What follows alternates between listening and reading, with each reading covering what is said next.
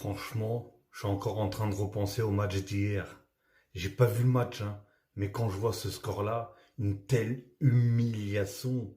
Après, surtout, les propos de Rafinha, mais Rafinha, pourquoi t'en es venu? Qu'est-ce qui t'est passé par la tête? Déjà, en plus, tu te permets de dire ce genre de choses, alors que tu joues même pas au Brésil. C'est à l'extérieur, c'est en Argentine. Le match est en Argentine. Comment tu peux te permettre de dire des choses pareilles? C'est inacceptable. Personnellement, c'est inacceptable. C'est incroyable. Et surtout, le pire, vous savez, c'est quoi?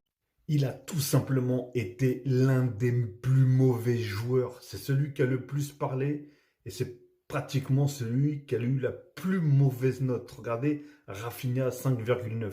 Après, on a Vinicius qui est en dessous. Mais vous vous rendez compte, ces joueurs-là, comment on peut avoir une sélection brésilienne tellement qui représente quand même le Brésil, ceux qui ont le plus de coupes du monde, tu vois, ceux qui ont le plus d'étoiles sur un maillot, ceux qui ont mis la terreur dans tous les stades de foot.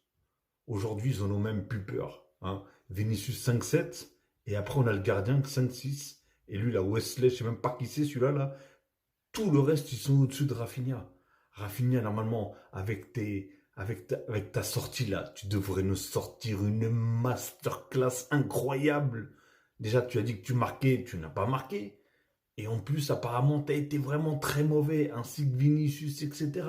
C'est complètement dingue.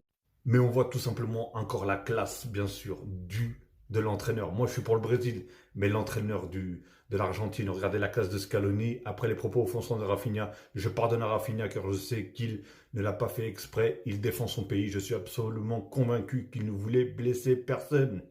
Est-ce que... Non, franchement, même si je ne sais pas si c'est vrai, s'il le pense vraiment, mais voilà. En tout cas, il a voulu apaiser les choses. Et franchement, c'est un très très beau geste. Et je pense que Rafinha devrait faire quand même quelque chose, balancer un petit mot quand même pour ça. Voilà les vrais supporters, qu'est-ce qu'on a envie de voir. Regardez, tout simplement, c'est ça qu'on a envie de voir. Messi et Neymar. Messi avait gagné la Copa América face au Brésil, hein, tout simplement. Pas un gros score si je me rappelle bien, mais voilà. Bon, le match il était kamikaze, hein, mais regardez, c'est ça qu'on veut voir. On veut pas voir d'insultes. C'est sur le terrain qu'on veut voir. Tout simplement, ce câlin Messi-Neymar après la finale de la Copa América, le Brésilien avait laissé de côté sa tristesse pour avoir perdu la finale pour célébrer avec son ami Messi et enfin remporter son premier titre avec la sélection. C'était le premier titre en plus, c'est vrai, avec l'Argentine de Lionel Messi. C'est ça qu'on veut voir. C'est du vrai football. Ça sert à rien de parler, c'est sur le terrain qu'il faut parler.